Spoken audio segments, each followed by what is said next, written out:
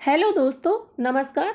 स्वागत है आप सभी का आपके अपने चैनल हाई एजुकेशन जोन में। और आज मैं आपके लिए ज्योग्राफी की वीडियो लेकर आई हूँ। वैसे तो मैं इंडिया जीके की जो वीडियो डालती हूँ उसमें history, political, geography, computer science और इकोनॉमिक्स के साथ में हिंदी के भी सभी के क्वेश्चन डालती हूँ। लेकिन कुछ बेसिक क्वेश्चन थे जियोग्राफी के जो कि रटने से याद नहीं होंगे, बल्कि उनको समझना पड़ेगा। तो इसलिए मैंने सोचा एक अलग से वीडियो बना देती हूँ इन क्वेश्चनों की। और इन क्वेश्चनों में मैंने कुछ क्वेश्चन तो प्रीवियस ईयर से उठाए हैं और कुछ अनटच लेवल के क्वेश्चन यहाँ पे डाले हैं।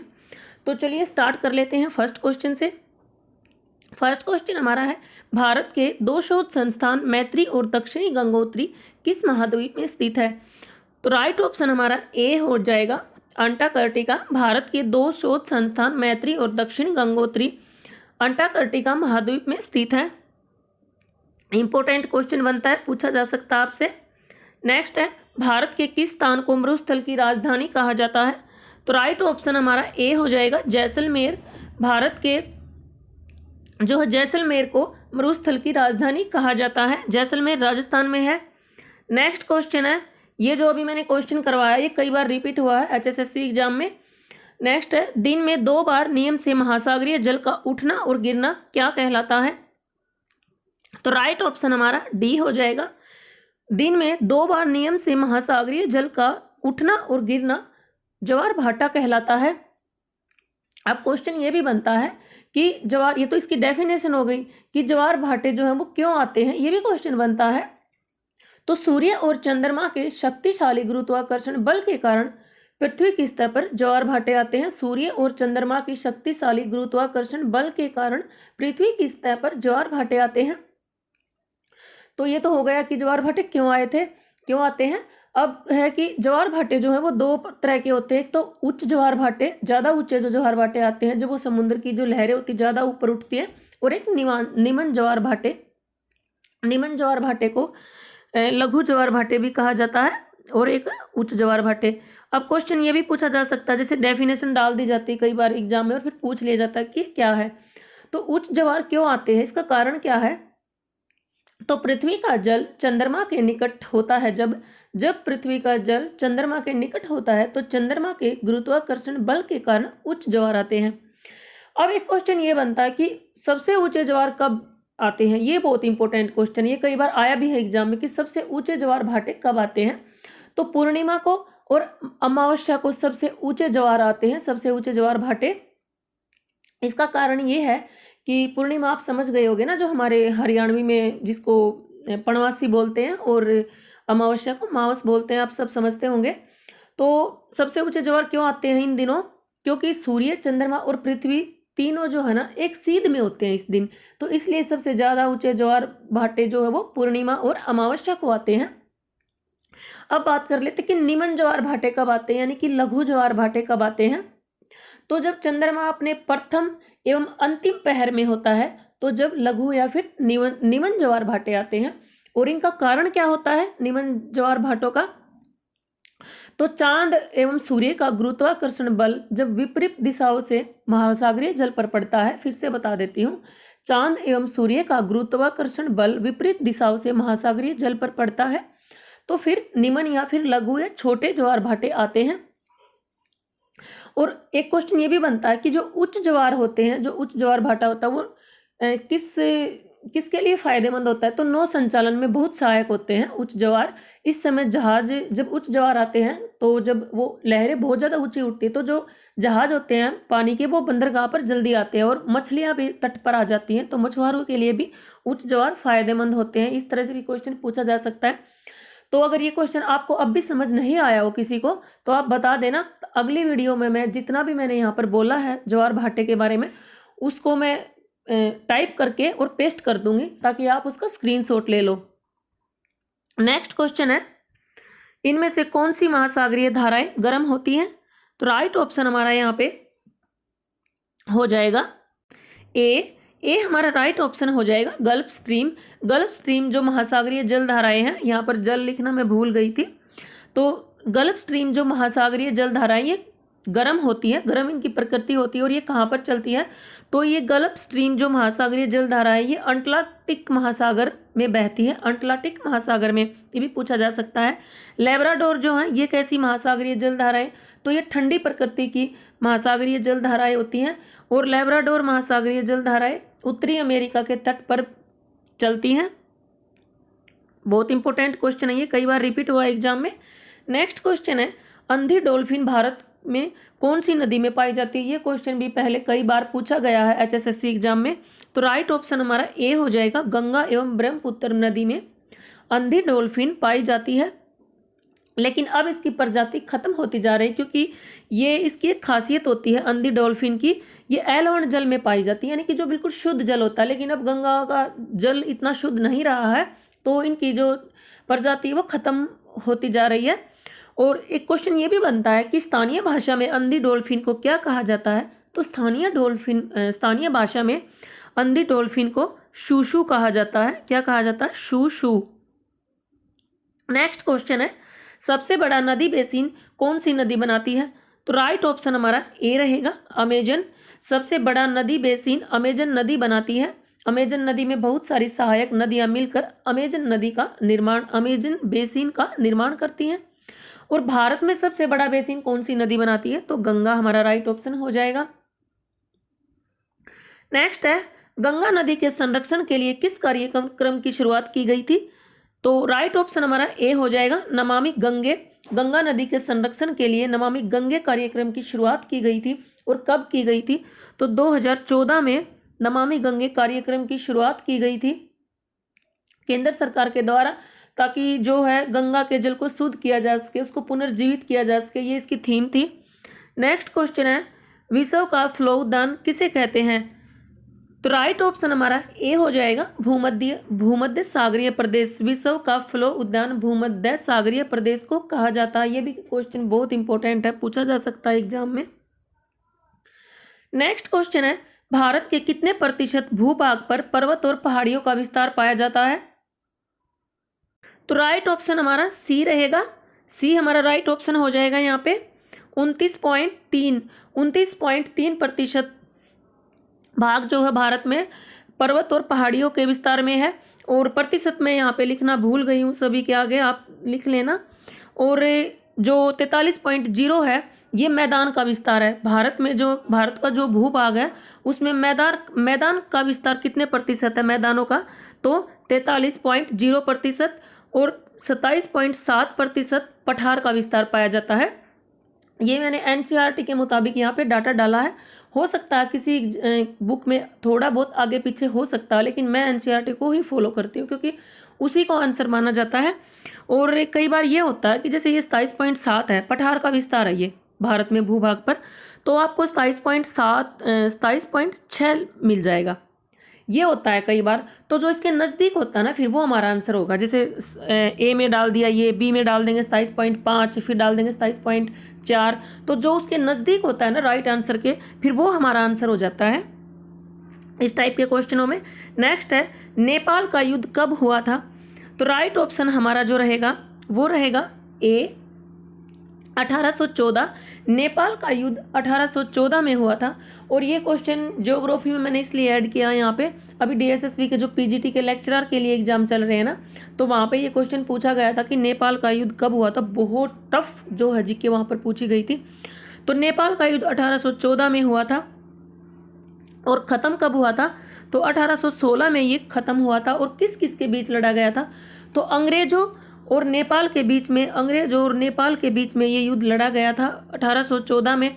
और इसमें नेपाल की बुरी तरह से हार हुई थी। और फिर उन्होंने अंग्रेजों के साथ संधि कर ली थी, ईस्ट इंडिया कंपनी के साथ। और संधि जो है वो किस नाम से जानी जाती है, नेपाल सुगोली नामक संधि हुई थी नेपाल और ईस्ट इंडिया कंपनी के बीच में, तब इस युद्ध की समाप्ति हुई थी। इस युद्ध को गोरखा युद्ध के नाम से भी जाना जाता है। नेक्स्ट क्वेश्चन है, पृथ्वी अपनी धुरी के चारों तरफ किस दिशा में घूमती है। तो राइट ऑप्शन हमारा सी हो जाएगा, पश्चिम से पूर्व की ओर घूमती है। पृथ्वी अपनी धुरी के चारों तरफ पश्चिम से पूर्व की दिशा में घूमती है। ये क्वेश्चन भी कई बार आपको रिपीट होता मिल जाता है, कई बार पूछा जाता है ये क्वेश्चन। नेक्स्ट क्वेश्चन है, राष्ट्रीय खगोलीय संघ का मुख्यालय IAU कहाँ पर स्थित है? तो राइट ऑप्शन हमारा बी हो जाएगा, पेरिस। पेरिस हमारा राइट ऑप्शन हो जाएगा। राष्ट्रीय खगोलीय संघ का मुख्यालय पेरिस में स्थित है और पेरिस फ्रांस में है। इसकी स्थापना कब हुई थी, ये क्वेश्चन भी पूछा जा सकता है। तो 28 जुलाई 1919 को इसकी स्थापना हुई थी राष्ट्रीय खगोलीय संघ की। और IAU की फुल फॉर्म की बात करें तो इंटरनेशनल एस्ट्रोनॉमिकल यूनियन इसकी फुल फॉर्म है और हिंदी में इसको राष्ट्रीय खगोलीय संघ कहा जाता है। इसकी स्थापना 28 जुलाई 1919 में हुई थी। ये क्वेश्चन भी पूछा जा सकता है, बहुत इंपॉर्टेंट क्वेश्चन है ये ज्योग्राफी का। इनमें से कौन से घास के मैदान ब्राजील में पाए जाते हैं?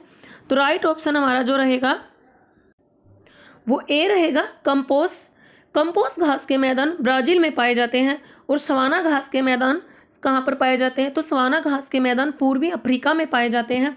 लानोस घास के मैदान वेनेजुएला देश में पाए जाते हैं। और पैम्पास जो है वो अर्जेंटीना देश में पाए जाते हैं, पैम्पास घास के मैदान। अब ये जो तीनों हैं, कंपोस, लानोस और सवाना, ये तीनों उष्ण कटिबंधीय घास के मैदान है, यानी कि जो गर्म होते हैं, क्योंकि घास के मैदान शीतोष्ण कटिबंधीय भी होते हैं और उष्ण कटिबंधीय भी।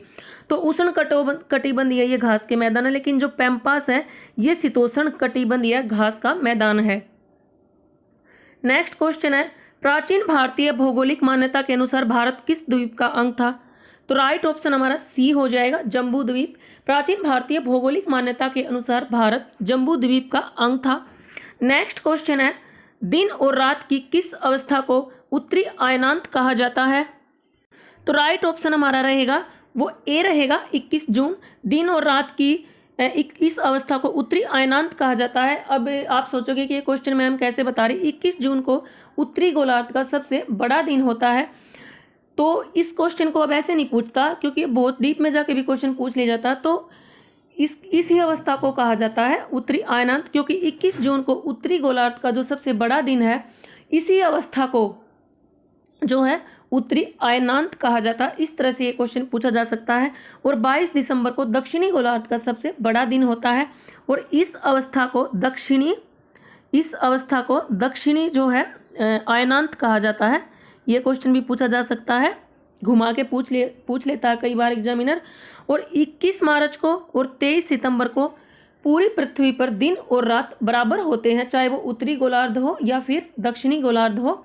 तो इस अवस्था को विषुव कहा जाता है। क्या कहा जाता है? जब दिन और रात बराबर होते हैं पूरी पृथ्वी पर इन 2 दिनों में, तो उस अवस्था को विषुव कहा जाता है। विषुव, इस तरह से विषुव। अब इस विषुव को कई बार इंग्लिश में भी पूछ लिया जाता है। विषुव को इंग्लिश में इक्विनॉक्स कहा जाता है। इस तरह से पूछा जाता है कि इस अवस्था को क्या कहते हैं। इक्विनॉक्स आपको डाल देगा, एक बार फिर से लिख देती हूँ, इक्विनॉक्स, इसको कहेंगे इक्विनॉक्स या फिर विषुव, इस चीज को। नेक्स्ट क्वेश्चन है, पनामा जल संधि किन 2 महाद्वीपों के बीच में स्थित है? तो राइट ऑप्शन हमारा रहेगा ए, पनामा जल संधि उत्तर अमेरिका और दक्षिण अमेरिका के बीच में स्थित है। नेक्स्ट क्वेश्चन है, इनमें से कौन से घास के मैदान ऑस्ट्रेलिया में पाए जाते हैं? तो राइट ऑप्शन जो हमारा रहेगा वो रहेगा ए, डॉन जो घास के मैदान है वो ऑस्ट्रेलिया में पाए जाते हैं। और प्रेरी घास के मैदान कहाँ पर पाए जाएंगे? तो प्रेरी घास के मैदान उत्तरी अमेरिका में पाए जाते हैं। वेल्ड जो है वो दक्षिण अफ्रीका में पाए जाते हैं और स्टेपी घास के मैदान मध्य एशिया में पाए जाते हैं। और ये चारों ही घास के मैदान शीतोष्ण कटिबंधीय घास के मैदान है। जितने भी घास के मैदान रिपीट होते हैं एग्जाम में, बार बार पूछे जाते हैं, वो मैंने सभी यहाँ पे करवा दिए आपको। नेक्स्ट क्वेश्चन है, सर्वप्रथम इंडिया शब्द का प्रयोग भारत के लिए किस भाषा में किया गया था? तो राइट ऑप्शन हमारा सी हो जाएगा, ग्रीक। सर्वप्रथम इंडिया शब्द का प्रयोग भारत के लिए ग्रीक भाषा में किया गया था। ये क्वेश्चन भी बहुत इंपॉर्टेंट बनता है। नेक्स्ट है, बेरिंग जल संधि किन 2 महासागरों के बीच में है? तो बेरिंग जल संधि वो जो है वो प्रशांत महासागर और आर्कटिक महासागर के बीच में है। तो राइट ऑप्शन हमारा ए रहेगा यहाँ पर। ये क्वेश्चन कई बार एग्जाम में आ चुका है, आगे भी पूछा जा सकता है। नेक्स्ट क्वेश्चन है, विश्व का सबसे गहरा भाग कौन सा है? तो राइट ऑप्शन हमारा ए हो जाएगा मेरियाना गर्त। विश्व का सबसे गहरा भाग मेरियाना गर्त है और ये प्रशांत महासागर में स्थित है। नेक्स्ट क्वेश्चन है, व्यापार की दृष्टि से सबसे व्यस्त महासागर कौन सा है? तो राइट ऑप्शन हमारा रहेगा अटलांटिक महासागर। व्यापार की दृष्टि से सबसे व्यस्त महासागर अटलांटिक महासागर है। इसका कारण ये है कि इसकी जो तटरेखा है वो दंतुरित है।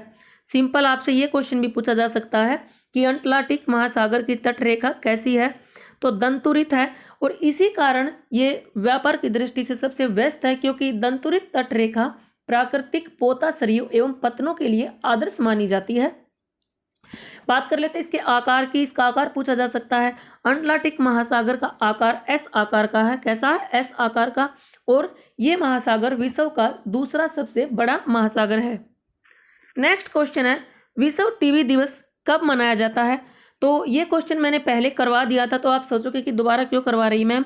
तो ये जो क्वेश्चन इसमें क्या हो गया था ना, उस दिन लिखने में मिस्टेक हो गई थी। मैंने ये क्वेश्चन विश्व टीबी दिवस नहीं बल्कि विश्व टीबी दिवस करवाया था और विश्व टीबी दिवस 24 मार्च को ही मनाया जाता है। क्वेश्चन मैंने गलत नहीं करवाया था, एक मेरे सब्सक्राइब का कमेंट आया था, ठीक ही करवाया था।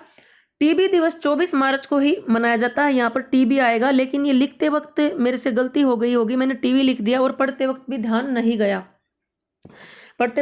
नहीं गया कि मैं टीबी बोल रही हूँ। तो यहाँ पे टीबी लिखा था, मैंने टीबी नहीं लिखा था और टीबी 24 मार्च को ही मनाया जाता है। लेकिन अब टीबी की बात ही आ गई है, यानी कि टीबी टेलीविजन, तो वो कब मनाया जाता है? तो टीवी या टेलीविजन दिवस 21 नवंबर को मनाया जाता है। कब मनाया जाता है? 21 नवंबर को।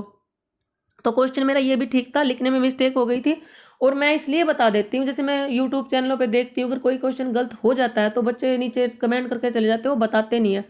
वो इसलिए नहीं बताते क्योंकि जो बच्चों की कम तैयारी होती है वो पकड़ नहीं पाते हैं इस टाइप के क्वेश्चनों को, और फिर वो ये सोचते हैं चलो जिनको पता चलेगा ठीक है, लेकिन जिसको नहीं पता चला तो ठीक है, हमारे व्यूज कम आएंगे। देखो व्यूज चाहे मेरे 2 कम आ जाए, मुझे इससे कोई फर्क नहीं पड़ता, तो सबको पता होना चाहिए। ये लिखने में मेरे से मिस्टेक हो गई थी, टीबी आना था यहाँ पे। नेक्स्ट है, अंतर्राष्ट्रीय श्रम संगठन का मुख्यालय कहाँ पर स्थित है? ये क्वेश्चन मैं टेस्ट के लिए डाल रही हूँ।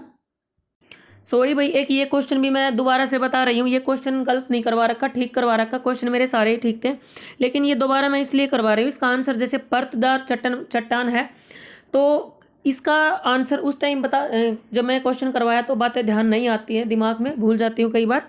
तो इसका जो परतदार चट्टान मैंने आंसर लगवाया था ये बिल्कुल ठीक है, लेकिन इसका आंसर अवसादी भी हो सकता है, क्योंकि ना अवसादी चट्टान को ही हम परतदार चट्टान कहते हैं। तो अभी डीएसएसबी में ये क्वेश्चन पूछा गया था, तो वहाँ पे ये दोनों ऑप्शन में थे। अब अवसादी को ही हम परतदार चट्टान कहते हैं, तो कंफ्यूज हो जाते हैं ना कि कौन सा लगाए, और रेयर ही होता है ऐसे। किसी 50 एग्जामों में बैठते हो तब एक एग्जाम में ऐसे होता है कि 1-2 ऑप्शन में जो है दोनों मिल जाते हैं हमें। तो डीएसएसबी में ये दोनों डाले हुए थे, तो ज़्यादातर बच्चे इसका आंसर अवसादी लगा के आए। लेकिन जब आंसर की अभी आई है पीजीटी जो लेक्चरर का एग्जाम चल रहा है ना, उसमें पूछा था अभी ये डीएसएसबी में, तो आंसर की जब आई तो आंसर की भी उन्होंने परतदार आंसर माना है उस बोर्ड ने। लेकिन मेरे अकॉर्डिंग अवसादी ही होना चाहिए, लेकिन डीएसएसबी ने परतदार माना है, इसलिए मैंने आपको परतदार ही लगवाया था उस दिन। बाकी ठीक ये दोनों ही है, आपको ऑप्शन में या तो परतदार मिलेगा या फिर अवसादी मिलेगा, क्योंकि अवसादी को ही परतदार चट्टान कहा जाता है।